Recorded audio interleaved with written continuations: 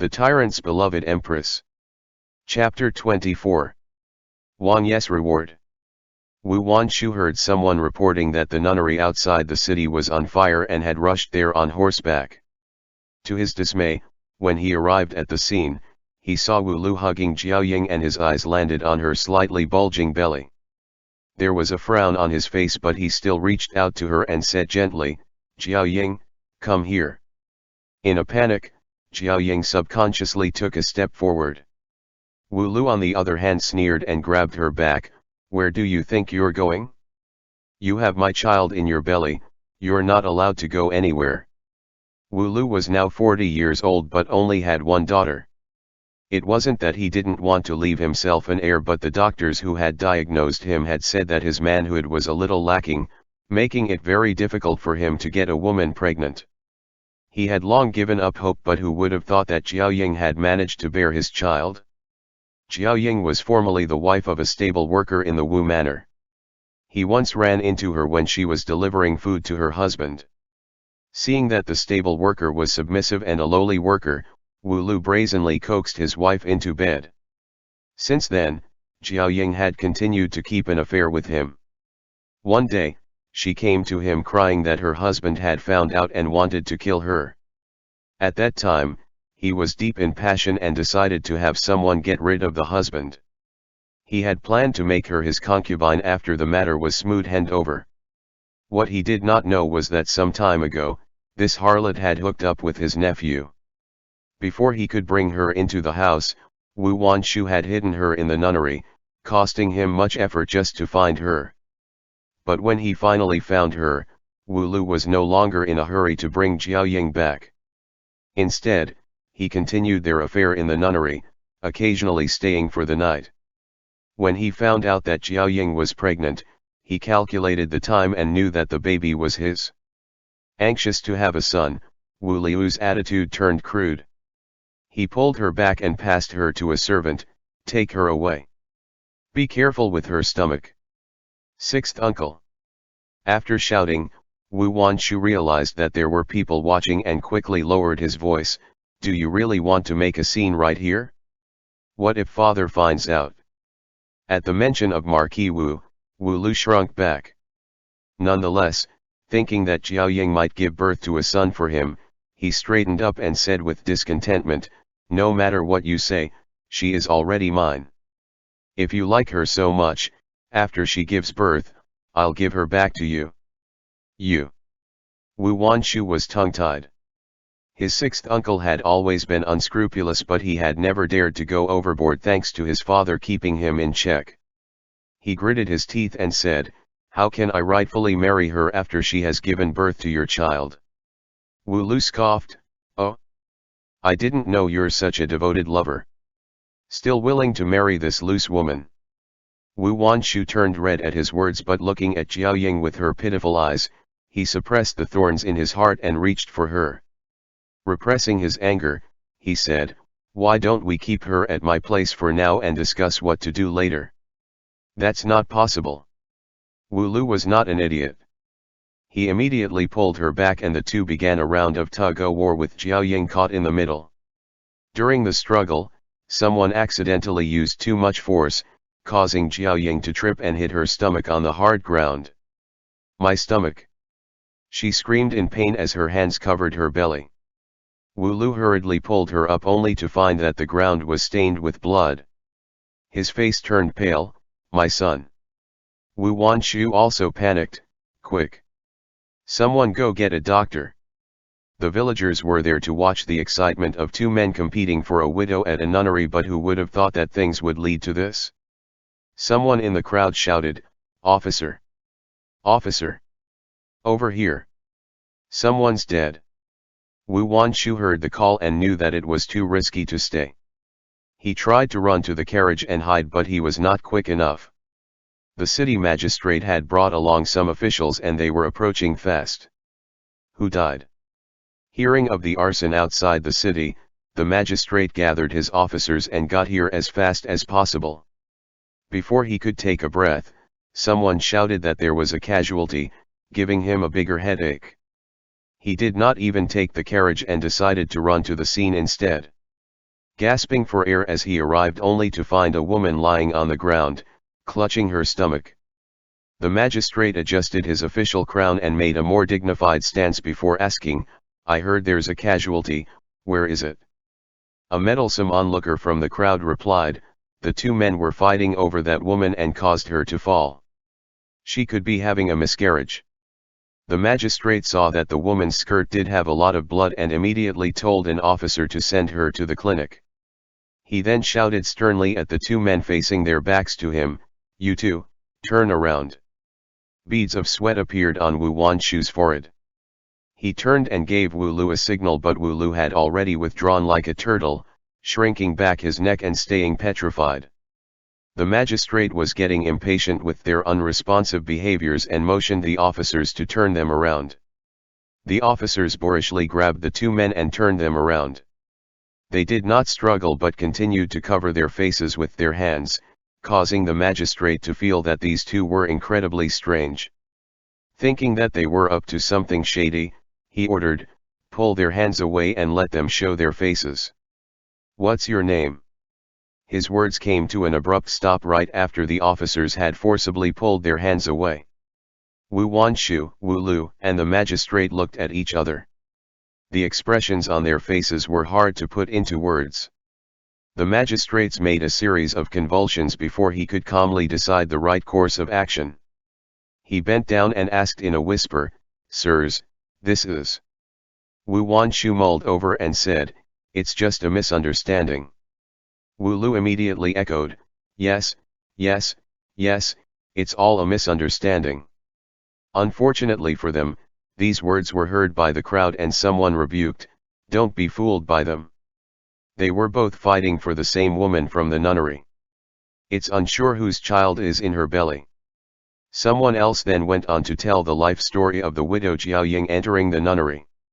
The more the magistrate heard, the deeper his heart sank, knowing that it was now impossible to cover this up.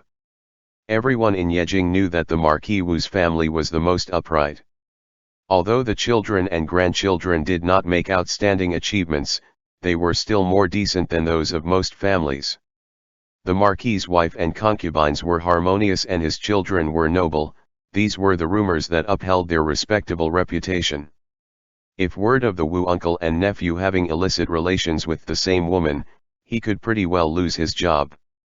The magistrate was in hot water, but he stayed dignified and ordered, "Let them go for now." "Who set the fire?" When the onlookers saw that he was not going to investigate the two men, they lost interest and dispersed. An officer brought the crazy woman to the chief. "She's the arsonist." The crazy woman was in ragged clothes with hair as messy as a chicken's nest. She was still giggling when the officers caught her. The magistrate grimaced and said, "She's the one who set the fire." Before the officer could answer, the passive woman suddenly turned violent. She lunged towards Wu Lu and screamed, "Give me back my son."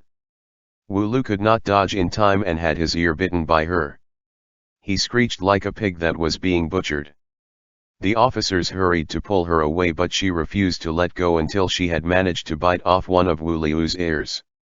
The onlookers who were about to leave saw Wu Lu wailing and rolling on the ground and decided to continue watching. An anonymous person in the crowd said, "Isn't that the man who was seen having illicit relations with Jiaoying?" Another said, "He's that sixth master of the Wu family. I saw him while working at Yingchun."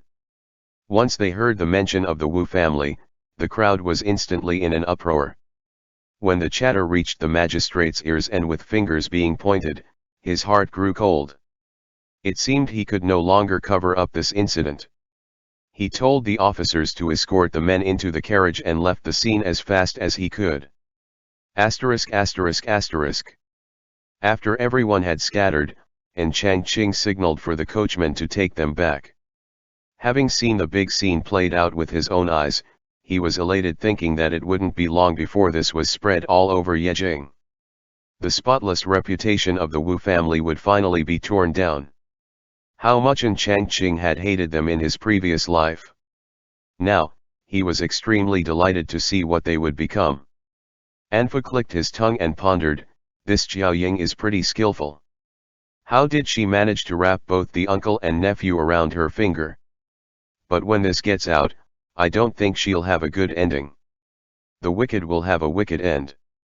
She was the catalyst for soiling the Wu family's reputation.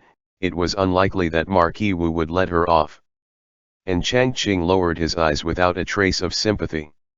In his previous life, and Xianyu had to endure countless hardships only to die with her unborn child. This time, it seemed that Jiaoying was given a small taste of what his sister had to go through. ******. When he returned to the Wang Manor, he happened to meet An Xianyu. She was looking for him with 2 small sachets in her hand. During the days that she lived in the Wang Manor, the freedom and support from the people around her had made her livelier and less timid. "Mother and I made these, one for you and one for Wangye." Seeing her cheerful smile, and Changqing couldn't help rubbing her hair. "Didn't I tell Mom to rest more and not to make herself tired?" And Xianyu pouted. "I said the same thing to her, but she refused to listen. I could only do my best to help her. She did not like needlework and would rather spend the time reading a few more books. But Lady Yu was always saying that every girl should at least know how to do needlework to not be despised when she entered her husband's house. It'd been hard on you." And Changqing said, "The gold shop had sent over some jewelry. I've asked Anfu to bring them over so you and Mom can pick out a few." And Xianyu happily handed him the sachets and said, "I'll take my leave then." And Changqing saw the spring in her step and smiled. He looked at the clear blue sky above and was thankful that everything was moving in a positive direction. He then took the 2 sachets and went to find Xiao's Higa. Xiao's Higa was training in the main yard when An Changqing found him. He did not make a sound and stood to one side. He smiled sweetly while admiring the man.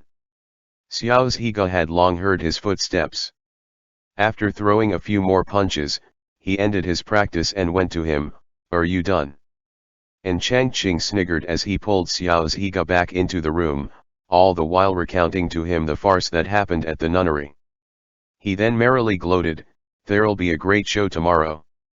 Xiao's Higa contemplated and said, "It's not enough." And Changqing did not understand. "What's not enough?" "The heat." Xiao's Higa explained, "This dispute between uncle and nephew is just a scandal. It's not enough to topple the marquis." He then handed An Changqing an envelope that was prepared some time ago. "You should learn the trick of using someone else's knife to do your bidding." And Changqing opened it and found that inside was a letter listing all the crimes that were committed in the Wu Manor. He looked for a signature at the bottom but found nothing, not even the name of the recipient. How should this letter be used? The Marquis Wu has a deceased wife. She was the second daughter of the imperial censor-in-chief Lian Ming. After marrying the Marquis for 3 years, she passed away due to illness. What is the connection here? And Changqing ventured a guess. Is there something suspicious in the death of the late Madame Wu? Xiao's Higa looked at him kindly and said, "After her death, the then imperial historian Lian Ming cut off all contact with Marquis Wu. And even after he had been promoted to imperial censor-in-chief, their relationship remained estranged." With all the information revealed to him, and Changqing pondered for some time then said, "So what you mean is, we send this letter to the imperial censor and have him deal with the Wu Manor instead." The imperial censor-in-chief was one of the 3 state councillors with the duty of overlooking the officials. No one could mitigate the cases he presented to the court, even if it involved high-ranking officials like Marquis Wu. It was not possible to pull out a radish without disturbing the dirt. These secrets from the past were finally coming back to haunt the Wu Manor. And Changqing was filled with anticipation as excitement filled his eyes. "Wait till tomorrow to send the letter." Xiao's Higa took the envelope away and handed him a paper bag instead. "Your reward." And Changqing opened the bag and saw that inside were brilliantly glossy and beautifully shaped sweet pine nut. End chapter. The Tyrant's Beloved Empress. Chapter 25. Wangye's Little Secret. The delicacy in his hand had a clear ember surface with crushed pine nuts in the center and emitted a sweetly burnt fragrance. And Changqing put one candy in his mouth and felt the mild sugary taste filled with the delectable scent of pine nuts invigorating his taste buds. He closed his eyes briefly and said, "It's so sweet." Xiao Zhiga was watching attentively. When he heard his compliments, his brows eased up and he smiled. And Changqing saw that he was looking his way and took the opportunity to place a piece to his mouth. Copying him, he said, "Your reward." Looking at the candy handed to him, Xiao Zhiga hesitated before opening his mouth to eat it. The tasty candy was spreading in his mouth, but he only found the point that where the tender finger had touched his tongue was enticingly sweet. Even after the candy had melted, that sweetness remained.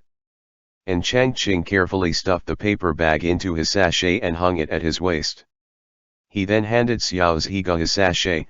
"These are from Mother and you heir, one for each of us." The sachet was embroidered with twin carps, one gold and one red, circling each other. At the bottom right, the character Xiao was embroidered on it. Xiao Zhiga glanced at the sachet filled with pine nut candies at Changqing's waist. It also had the N character at a corner. Quietly adjusting the straps, Xiao Zhiga also tied his sachet to his waist. Before dawn the next day, Changqing ordered Anfu to find a beggar and wait for the imperial censor to leave his house to deliver the letter to him. According to the beggar, after receiving the letter, the person did not make any inquiries and went on to attend the court session. On the way back from the streets, Anfu found that the story of the Wu uncle and nephew fighting over a widow had spread to every corner of Yejing. It wasn't just the general masses who were gossiping, even the storytellers had begun spinning tales with regards to this scandal. In no time, the reputable Wu family was shoved into the mud. With how pristine their reputation was before, after this event, they would not be able to escape from being turned into a laughingstock.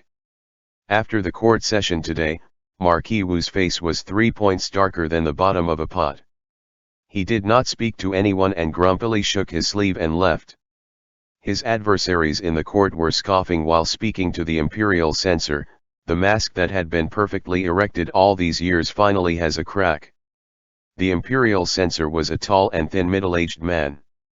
He thought about the secret letter he had received this morning and his eyes lit up. "It's not over yet. Just wait and see." In less than 2 days, the Marquis Wu's residence had become the talk of the town. In the beginning, it was just a spicy gossip about a dispute between an uncle and nephew over a woman. The people were lamenting for the Marquis's good name, which had been ruined by 2 imbeciles. However, from somewhere came murmurs that offset the discussion into another direction. You can't exactly blame everything on the 2 of them. As the saying goes, the fish rots from the head down. I've heard that Marquis Wu himself is not as upright as everyone thought he was. Did you know that long ago, he had another wife?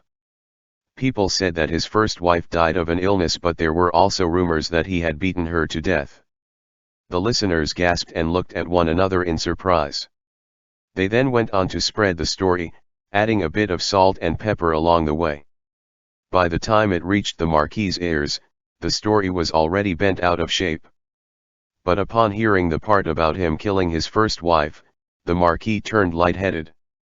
It had been so many years, even the evidence was already destroyed. Who was it that had dug this up?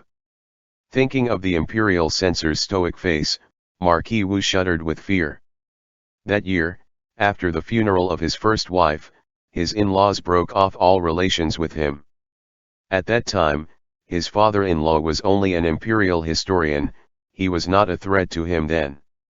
But now, the more he thought about it, the more restless he became. He stood up decisively and stomped towards the woodshed with a whip in hand. Wu Lu and Wu Wanshu had been locked up in the woodshed for several days now, starting from the time when they were escorted back to the Wu manor by the officers. Wu Liu's ear that had been bitten by the crazy woman was wrapped in a bandage. The duo had been starved for a few days and hence, did not have the strength to argue with each other. They were leaning feebly against a pile of wood when the door opened with a bang. Marquis Wu stormed in angrily and roared, "Get up!" Wu Lu and Wu Wanshu were appalled. They sat up and knelt on the ground. Marquis Wu had a nasty look on his face. He raised the horsewhip in his hand and whipped them mercilessly. "The reputation I built up over the last 10 years has been ruined by you, ingrates." The harsh lashes broke the skin and cut into the flesh. Wu Wanshu's body was shaking and his jaw was trembling to the point that he couldn't close his mouth. As his elder, Wu Lu was scared but unconvinced. He hid in a corner and howled, "Get mother here. I want to see her." Marquis Wu smiled with ridicule, "Not even mother can save you today." ******. When he came out of the woodshed, Marquis Wu had mostly vented his anger. He regained his composure, straightened out his garment and strode back to the study while his attendant walked silently behind. "What happened to that widow?" "My lord, she has lost the child and is currently at the doctor's place." "Find a chance to shut her up, don't let anyone find out. And one more thing, go tell the magistrate that it's about time he deals with those nonsensical storytellers on the street." "Understood." "Wait," Marquis Wu stopped walking and said, "have someone prepare a generous gift for the inn manor and inform them that I will personally bring my sinner of a son to apologize to them in a few days." After the matters of the Wu family broke out, and Chang Qing had ordered the tailors at Tianyi Fang to make new garments for Lady Yu and Xian Yu.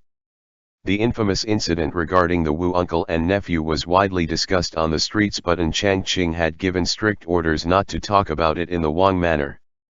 As such, Xian Yu was oblivious to what had happened. Seeing her lively and innocent look, Chang Qing considered and said, "I will go to father today and ask him to annul the marriage." Lady Yu asked with concern, "Will he agree?" Ji Cao and Marquis Wu had a good relationship. Although the Marquis's household was hit with the nasty scandal, its status remained unchanged. On the other hand, withdrawing from the marriage at this time would create unnecessary tension between the two families. Chang Qing had also thought of this, but the things that had been happening until now were just appetizers. It would be great if Ji Cao complied, but if he doesn't, there were always ways to make him do so afterwards. He reassured her, "I have a way, just wait for my good news." Lady Yu was still doubtful, but Xian Yu held her arm and comforted her, "Since brother has said so, then he must have had something planned. Mother, you shouldn't worry anymore." After leaving Qingwu court, Chang Qing had someone prepare the carriage and he departed for the inn manor. Ever since he took his mother and sister away, he had not returned to the inn manor even once. Chang Qing got off the carriage and briefly looked at the plaque above before entering. Ji Cao had gotten back from court and was looking through some documents in the study. He heard a servant report that Wang Fei was visiting and his mood immediately dampened. Ever since he was married off to the northern warlord, every time he came back, disaster would follow. In the flower hall, Madame Li was already hosting Chang Qing.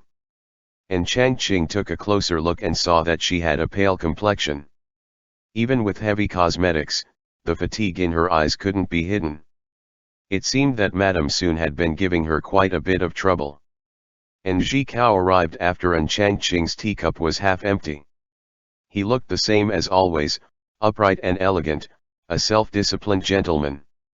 "Why didn't Wang Fei inform me of your coming so I could prepare more properly?"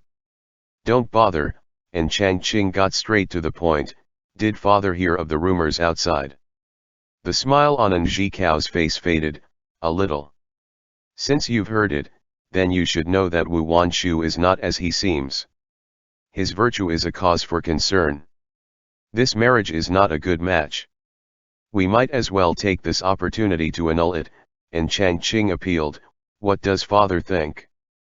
Ji Cao's eyes turned cold as he began to assess Chang Qing. After a while, he said, "Was this your intention from the start when you insisted on taking Yu'er away?" He looked at Chang Qing intensely with his sharp eyes that could pierce through someone's heart. Now that's just ridiculous, and Chang Qing was not fazed. This mistress was kept by Wu Wanshu. His uncle Wu Lu and himself fighting over this woman, what have they got to do with me? And Ji Cao's expression turned heavy. He realized he could no longer read this unfavored son of his. And Chang Qing sat there with his back straight and brimming with confidence, a distinct image of the timid son in his memory. Before, he would never have to doubt anything about An Chang Qing, but now, he found that he had to be constantly on alert around him. He looked at him with a small sense of approval and felt a little pity. His mind floated back to a long time ago. And Chang Qing was his youngest son and was born when his feelings for Lady Yu were the deepest. He was adorable from the moment he was born, and An Ji Cao had once held and doted on him. If it weren't for what had happened later. Shaking away the memories of the past, An Ji Cao gave a reply that aligned with An Chang Qing's conjecture. The Wu manor had sent someone to deliver gifts as an apology. The An and Wu families have been friends for generations. It is unnecessary to wreck this amity over such a minor incident. Wanshu was a little out of line, but which man doesn't have a fling once in a while? The Wu manor will deal with that woman. You heir can peacefully prepare for the marriage. Madame Li chimed in, that's right. Compared to the other noble children of Yejing, Wanshu is the most upstanding. As long as he doesn't bring anyone into the house, no one can usurp his wife's position. The husband and wife continued to sing Wu Wanshu's praises as though he was such a good catch that one could never find a better groom if they passed him up. And Chang Qing sneered and said to Madame Li, let me worry about my sister's marriage. Mother, don't you have better things to concern yourself with? I heard Duran Hall has changed ownership.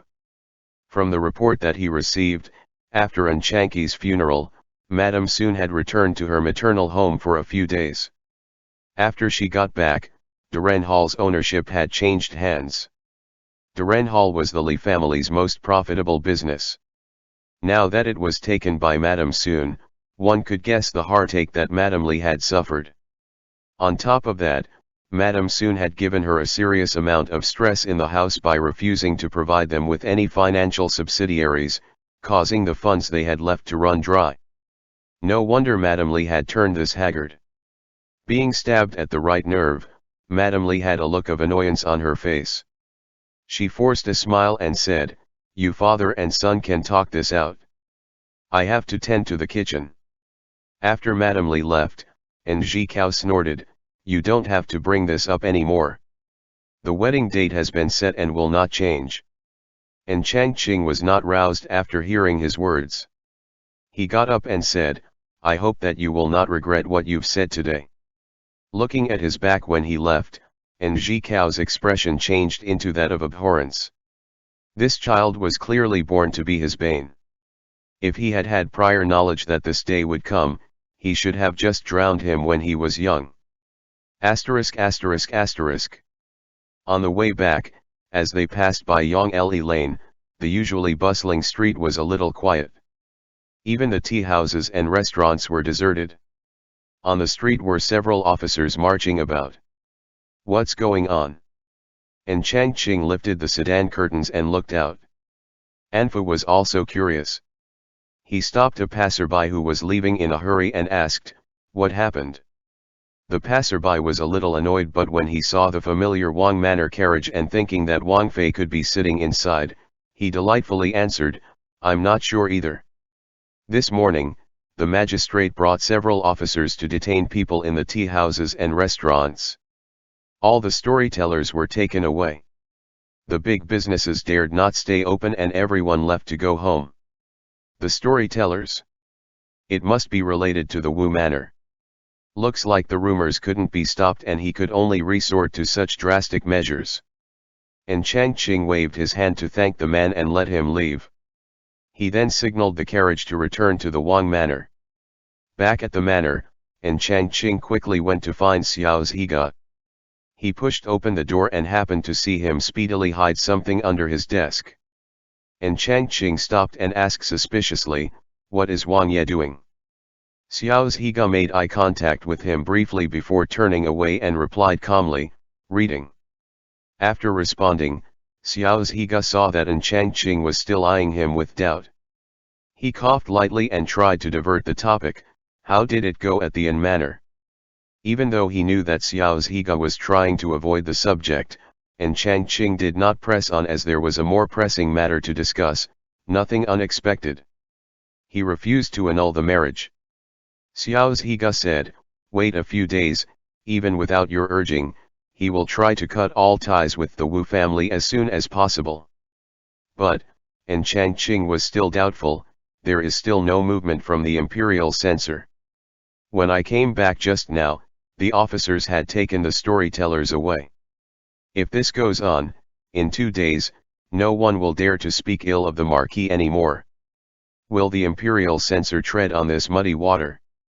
The Marquis was simply digging his own grave. Xiao Zhiga shook his head and said to An Changqing, "You're too impatient. When two armies are at an impasse, what sets them apart is patience. The first to panic and make a foolish move would have lost half the battle." End chapter. The Tyrant's Beloved Empress. Chapter 26. I painted a picture of you. Xiao Zhiga was right. In less than 2 days, no one dared to mention the Marquis name in public anymore. The new year was around the corner, but the streets were deserted and cold. There were no the lively scenes of people crowding around the storytellers listening to their tales. The bookstores hid the scripts that were displayed in the front all the way to the back. If it weren't a regular customer who came to buy, they would not dare to sell. On Yongli Lane, a small modest carriage passed by slowly. The imperial censor sitting inside had a determined smile on his bony face as he carefully put away a paper fold fully filled with words. The next day, a memorial regarding Marquis Wu was presented before the emperor. At the same time, the Denwen drum of the imperial palace sounded. A ragged old woman knelt before the drum and kowtowed repeatedly. Her tears fell as she cried desperately, "The Wu Manor has no regard for human lives? Is there justice under His Majesty's reign? The Wu Manor has no regard for human lives? Is there justice under His Majesty's reign?" Note, Denwengu, a drum was placed outside the judicial courtroom in feudal China. Whenever someone had any grievances, they would beat it and the magistrate is obligated mediate.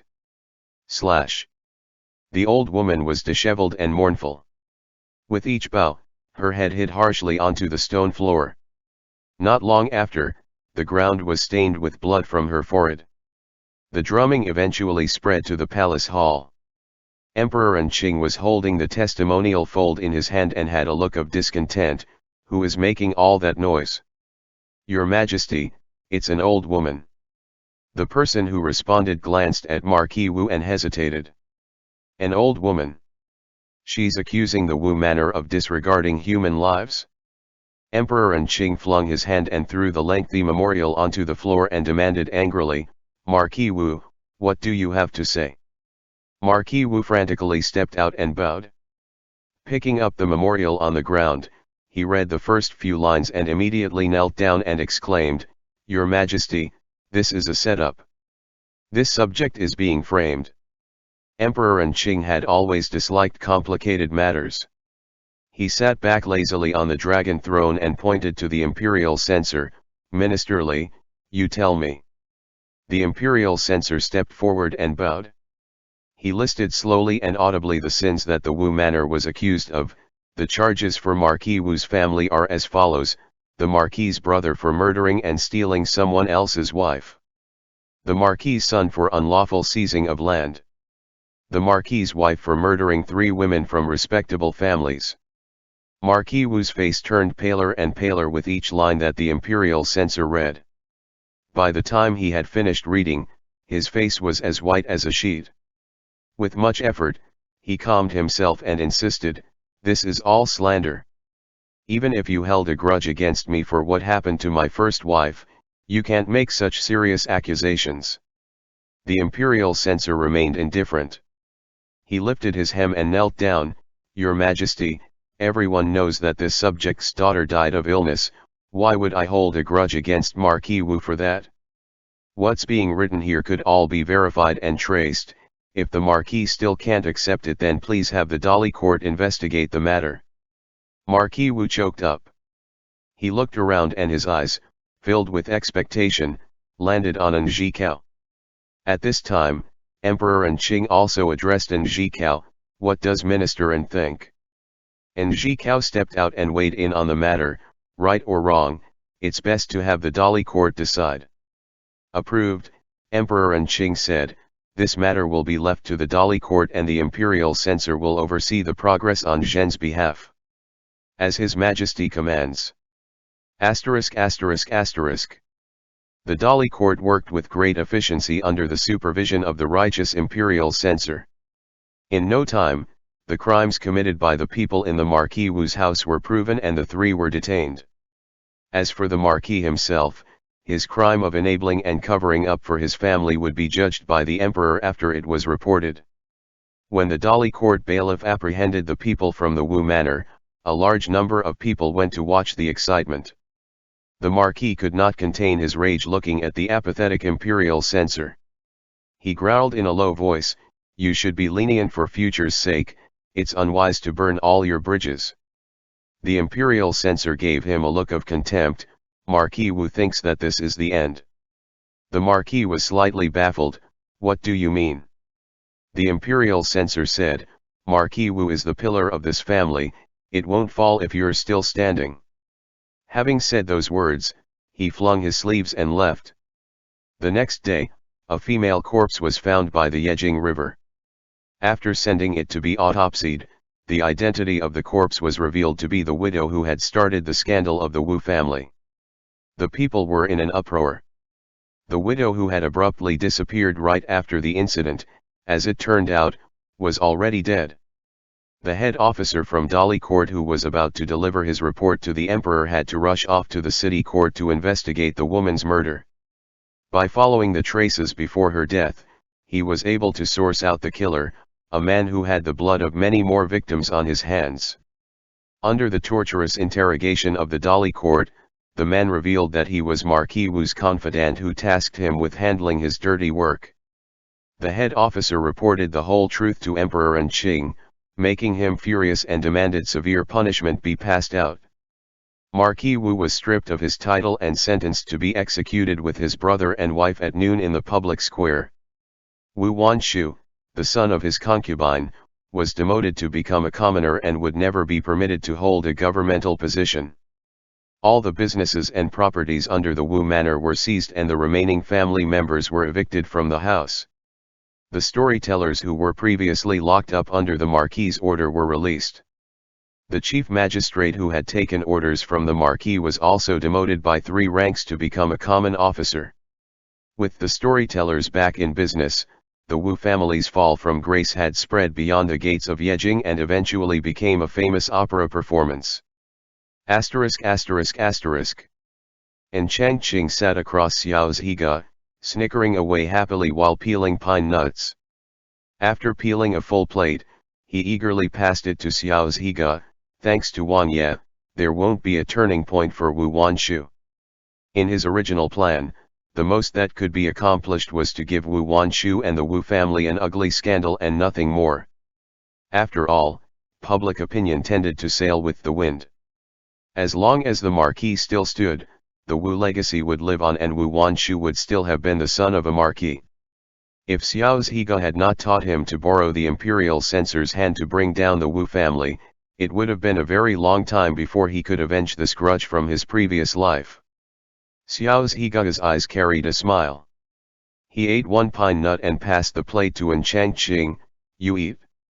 He then took the plate with unpeeled nuts and continued peeling. An Changqing rested his chin on his hand and gazed at Xiao's Higa. After a while, he moved closer and said, "Can Wangye continue to teach me about warfare?"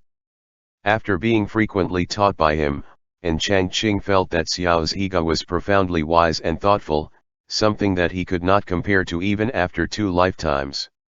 Having such a good teacher as his bedside man, it would be a waste not to learn more. Being stared at by his bright eyes, Xiao's Higa looked away awkwardly. "I can, but military books are long and boring." And Changqing shook his head. "I don't mind. Xiao Zhiga responded with an N and got up to retrieve 3 thick books from the bookshelf. Read these 3 first. If there is anything you don't understand, you can ask me. The volumes of books when stacked together were as high as the vase next to it. And Changqing's eyes drooped and he casually flipped through a few pages. He closed the book sharply and looked at Xiao Zhiga. Can't Wangye just explain to me? Xiao Zhiga shook his head. The art of war is based on the path, not the theory. In warfare, the situation is ever changing. I can offer you advice but you have to figure out for yourself the best solution. And Changqing pouted with an O and decided to figure it out slowly. He called Anfu to take the books to the main room for him to read later. The books were incredibly thick. When Anfu tried to wrap his arm around them, he accidentally knocked over the vase on the table, causing 2 painting scrolls inserted inside to fall spread out on the ground. And Changqing went to pick it up and when he saw its content, he raised his eyebrows and asked dubiously, "Why is this painting with Wangye?" This was the painting Hu Shifei drew of him in exchange for treating his mother. His eyes were then drawn to the other scroll. It was also a painting of him but when put together, even an Changqing who had no understanding of the arts, could tell the difference in finesse between the two. Hu Shifei's painting was clearly more refined, one could tell that he was quite a seasoned painter. The other painting also had a distinct style but the strokes were too rigid. And Changqing transferred his focus from the 2 paintings to Xiao Zhiga who stood there in silence with a dark cloud looming over him. Anfu was shivering like a quail and dared not squeak. "Anfu, you can leave now." After being with Xiao Zhiga this long, and Changqing could tell whether he was truly angry or simply trying to hide his embarrassment. He spread out the 2 paintings on the table and pointed to the other one. "This piece is not bad, it looks better than me." Xiao Zhiga was still brooding but responded a moment later, "The actual person looks a lot better." And Changqing was beaming. He said to Xiao Zhiga, "I still think this painting looks better. I wonder who drew this? Someone in the manor perhaps? An artist?" Xiao Zhiga's eyes subtly sparkled and he replied, "No." "Then who?" And Changqing made a curious expression and asked deliberately, "Could it be Wangye who drew this?" Xiao Zhiga did not answer.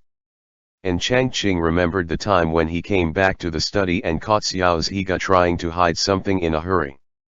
It was probably this painting. He leaned in close and blinked at him. "Why did Wangye secretly draw a painting of me? And this painting, wasn't it the one Hu Shifei drew?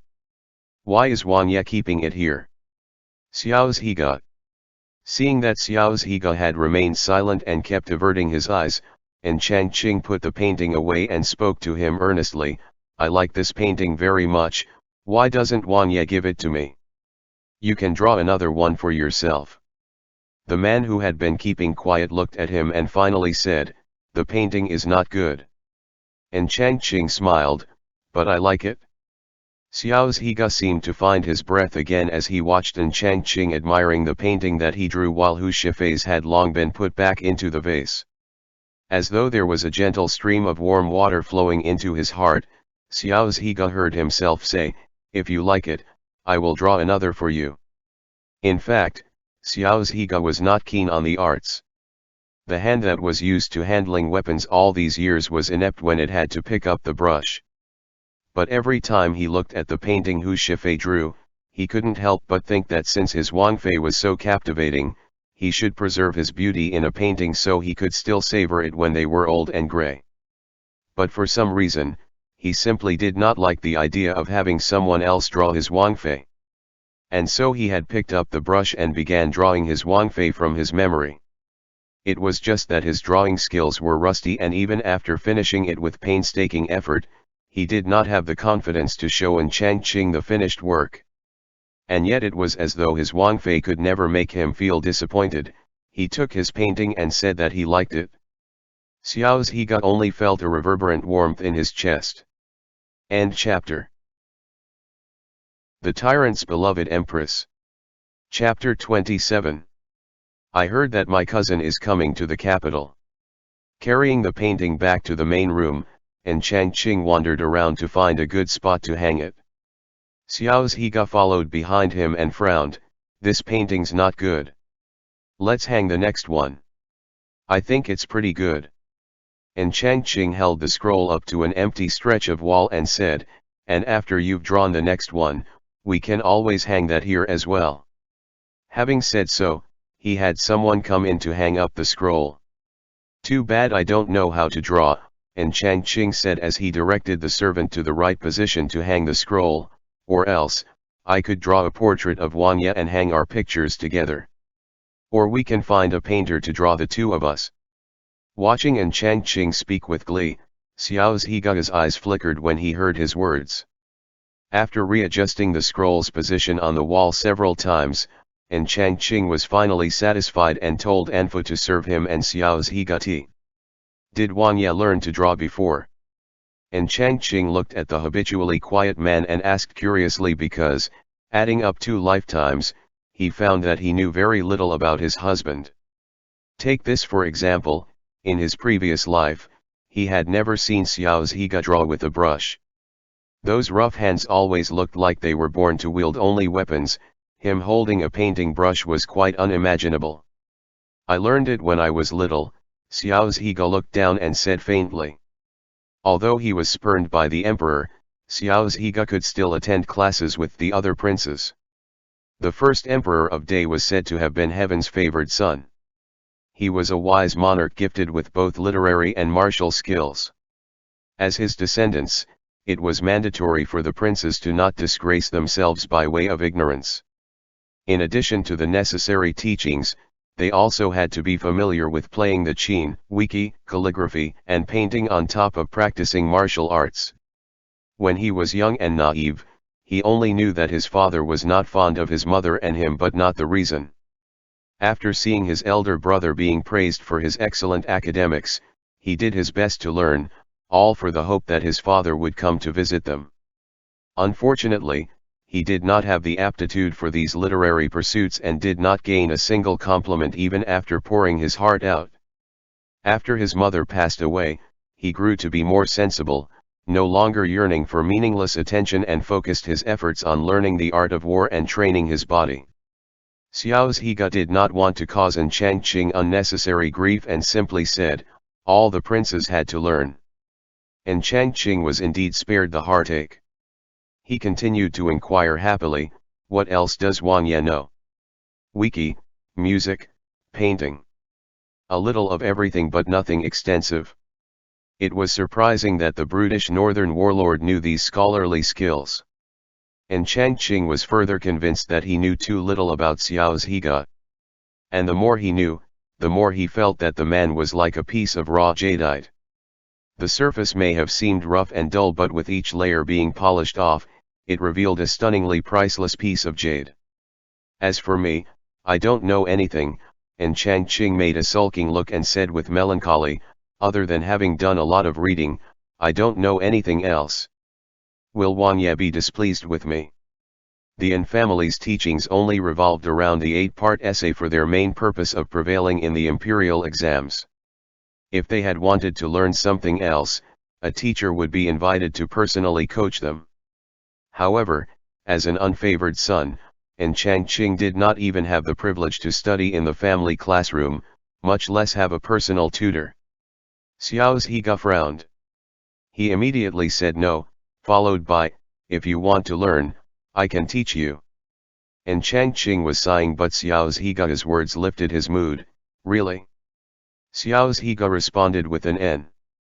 "Then let's start with painting," and Chang Qing beamed, "When I learned enough to draw well, I'll draw a portrait of Wangye." Xiao Zhiga composed his emotions and smiled, "All right.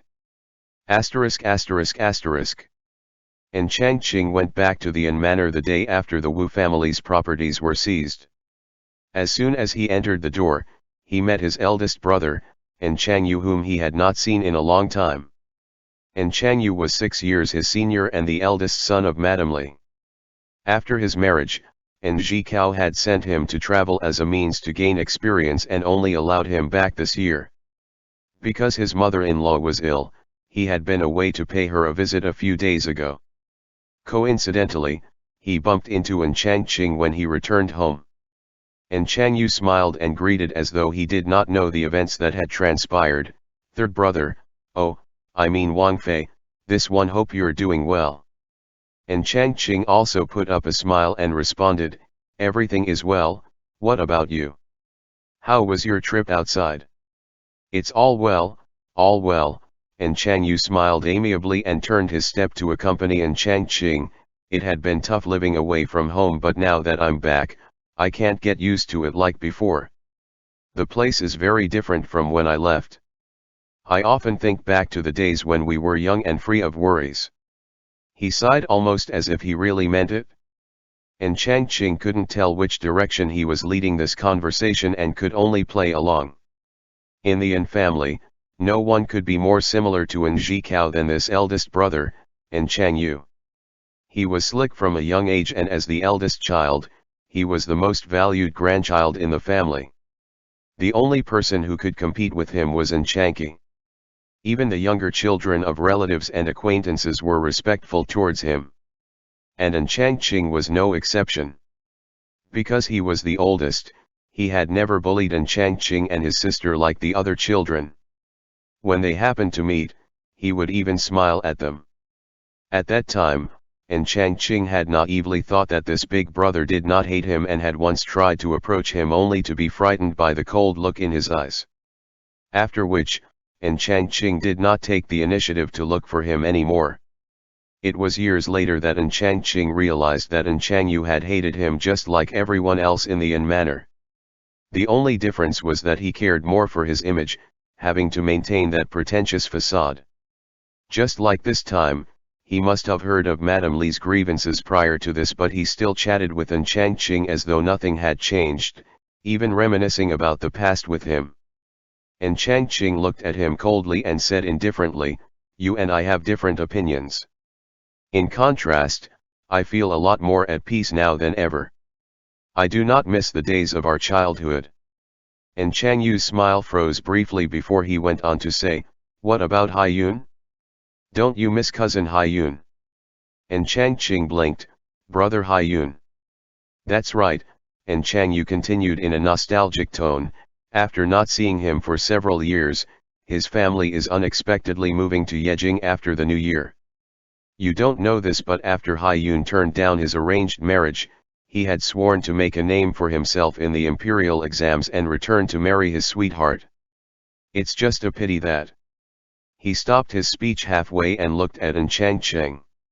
An Changqing on the other hand was not particularly interested in his story, although he did remember Li Haiyun. He was the son of Madame Li's brother who had come to the An manor to stay for a while. And he was a noble gentleman. Other than that, the only other thing that An Changqing remembered about Li Haiyun was that he was a very sentimental person. After the two had met by chance, Li Haiyun would often invite him to enjoy the scenery and write poems. To avoid provoking Madame Li, it was unwise for An Changqing to refuse him. And so, An Changqing had to sit and listen to him make lame poems that he could barely understand. That said, Li Haiyun had been respectful to him, but after the incident with An Changqi, An Changqing just could not let his guard down against those who approached him. Therefore, their relationship was not that good. Now that An Changyu had specifically mentioned him, An Changqing was a little confused, but he still responded politely, "Is that so? Then I hope brother Haiyun will pass the imperial exam soon and marry his sweetheart." As for An Changyu's unfinished sentence, An Changqing completely ignored it. An Changyu was slightly stumped. He said with a complicated look, "Haiyun often thinks of you and yet you've completely ignored him. You don't even care about his marriage." An Changqing was baffled.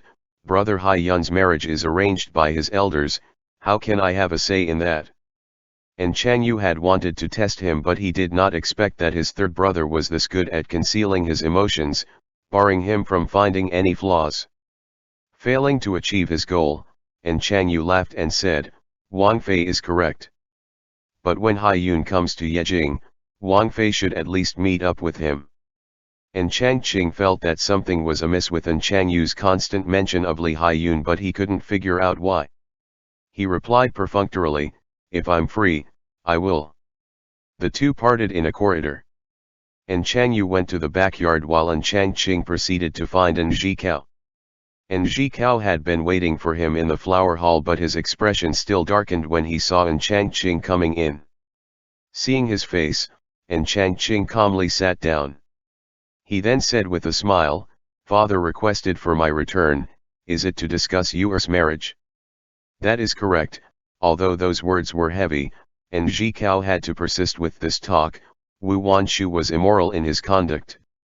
Now that he has been demoted to a commoner with neither merit nor rank and the Wu manor has been seized, this marriage is not a good match anymore. And Changqing said, "Good. Then I will let father do the honor of returning the engagement gifts to the Wu house."